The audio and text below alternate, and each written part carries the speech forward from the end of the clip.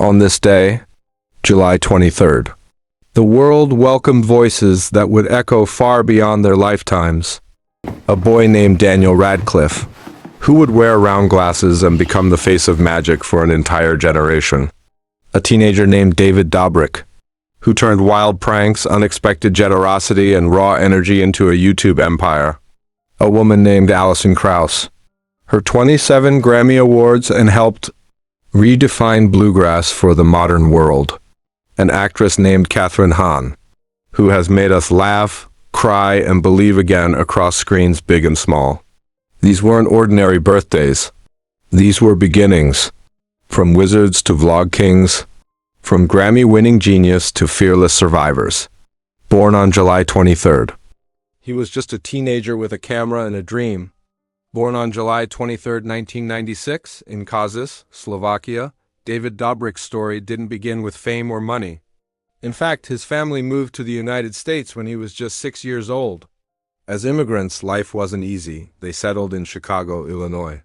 The one who wasn't afraid to do something wild just for laughs. After graduating, he didn't go to college. Instead, he packed his bags and went to Los Angeles like millions before him. But David didn't want to act in someone else's movie. He wanted to create his own world, and so he picked up a camera. His parents worked tirelessly. David was undocumented for most of his early life under the DACA program. He couldn't travel, couldn't get a traditional job. But what he had was charm, humor, and a fearless love for making people laugh. Fast-paced, laugh out loud, cut after cut after cut, his editing style was addictive.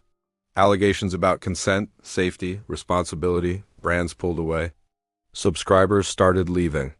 And suddenly, David Dobrik, the golden boy of YouTube, was at the center of one of the platform's biggest controversies.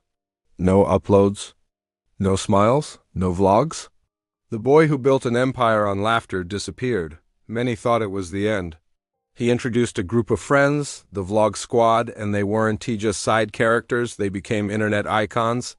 A reminder that fame is powerful, but fragile. That laughter can build an empire, but truth and responsibility are what keep it standing. Every vlog felt like a party. Pranks, surprises, laughter, even tears. David captured it all. His journey from a DACA kid with a camera to a global sensation and his very public fall and reflection is a story worth telling. In high school, David was known for being the funny kid. Some believed him. Others didn't. But the world saw a different side of David. Not the wild prankster, but a young man learning the cost of fame. He opened a pizza restaurant called Dobrik's. He talked about business, growth, regret. His videos weren't scripted. They felt like real life turned into a movie. Soon came the milestones. 1 million subscribers, then 5. Then 10. Celebrities started appearing in his vlogs. Kylie Jenner, Justin Bieber. Something else had changed. David Dobrik, the boy who once just wanted to make people laugh, had become a man learning how to live with his past and shape his future. Even Robert Downey Jr. It started on Vine, just 6 seconds of madness, humor, or awkward charm, and people loved it. David quickly gained a following, not by copying trends, but by creating moments that felt raw, real, and hilarious.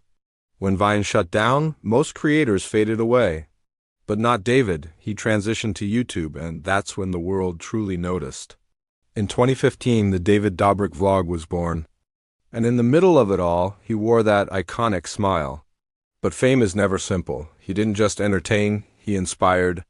People waited for every upload. David started giving away Teslas.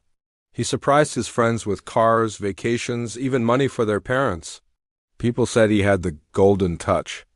Behind the camera, cracks began to form. In 2021, a video resurfaced involving a prank that went too far. Accusations came. For months, he was silent, but David returned with an apology. With reflection, he said he made mistakes. That the fame came too fast. That he should have done better. He slowly began uploading again. Not with flashy edits or loud laughs, but with more care, more thought. He started a podcast, and while the views weren't the same, today he remains one of the most recognizable names in internet history. David's story isn't over. whether he finds his way back to the top or chooses a quieter path. Because in a world that moves faster than ever, David Dobrik shows us that even when the world cancels you, the real question is, can you face yourself? And that is the real story behind the smile.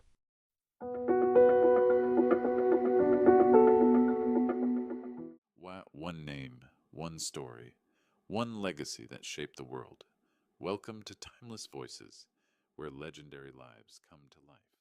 He was just 11 years old, shy, skinny, and wearing round glasses. No one knew this little boy would become the face of a billion-dollar movie empire.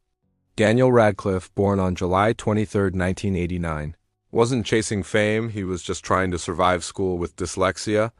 But then one audition changed his life forever. He walked in, and the room went quiet. The casting directors looked at each other and whispered, "That's him, that's Harry." From that moment, the world saw him grow up, not as Daniel, but as born in Westchester, Illinois in 1973, Kathryn Hahn seemed destined for the stage. She studied theater at Northwestern University before heading to New York, where she led with her big-hearted presence.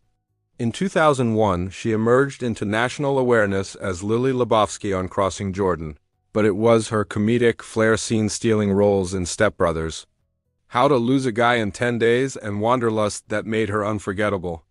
Today, Kathryn Hahn's career is a testament to versatility. She can make you laugh, cry, root for her, and remember her long after the credits roll.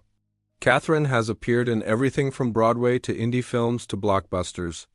She charmed audiences as Marissa in Parks and Recreation, turned heads as Agnes Harkness in WandaVision, and earned Emmy buzz for her lead roles in offbeat comedies. Through every character, she brings warmth, humor, and raw emotional honesty. Off-screen, she's married with 2 kids, keeping her family life under the radar while still shining in Hollywood. 0 to 1, she was born in Decatur, Illinois in 1971 with a fiddle in her hands before she could even speak.